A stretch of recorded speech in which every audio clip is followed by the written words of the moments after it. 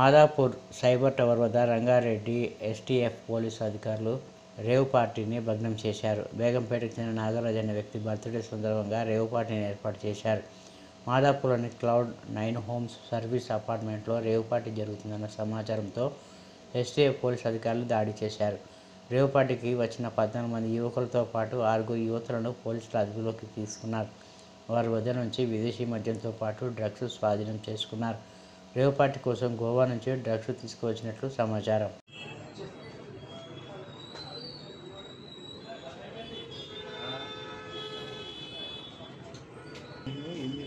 నాకు